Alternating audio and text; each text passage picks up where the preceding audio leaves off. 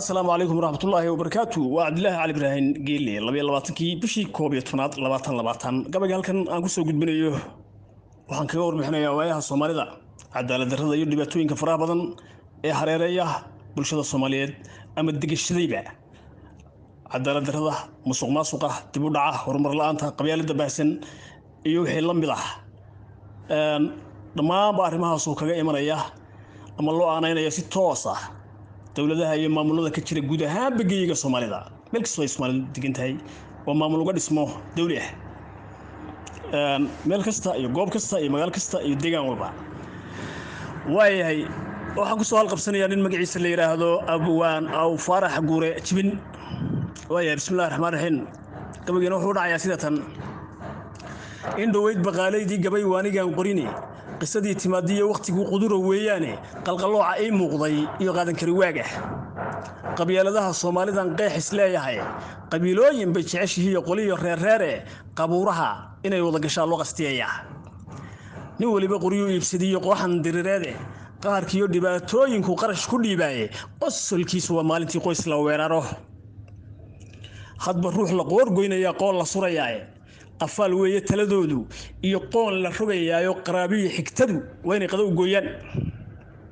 wuxuu isagu qaadaca la iska qubayaa qawaaniinta iyo xeerarkuna qabanba maayaan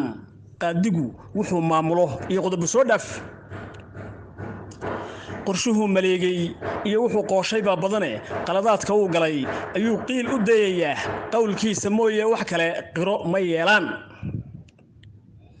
asnadaha bangigu waa wuxuu qaas u leeyahay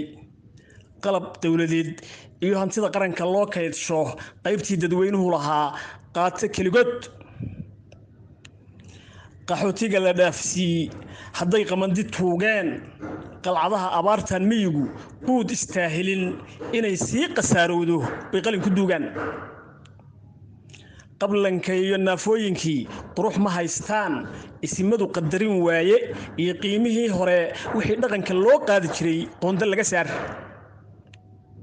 qabka iyo waxa kaaga daran qoorsi iyo faan iyaga qodxaha aasa iyo qaraxyo waaweyn qayladhaanta iyo beenta waa lagu qarabtaa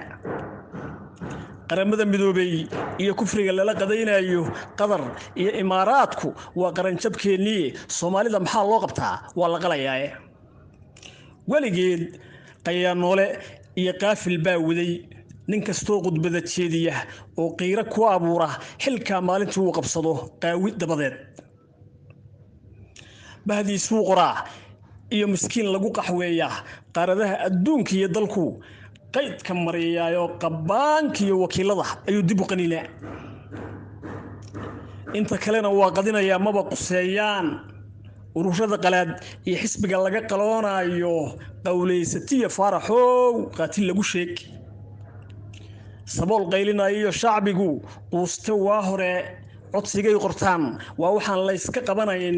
qaflad iyo waxay mudanayaan qoomamiyo cil waa duni qaraqan oo kufrigu sii qalibayay qalalaaso waa taa la baday dhaxiyo duulaane maxaad gabay u qaansaysataa qiiq ka bixi waaye kuliya abwanada afkiyo dhaqanka shanta Soomaaliya oo magacdu loo soo gaabiyo gaadh shansa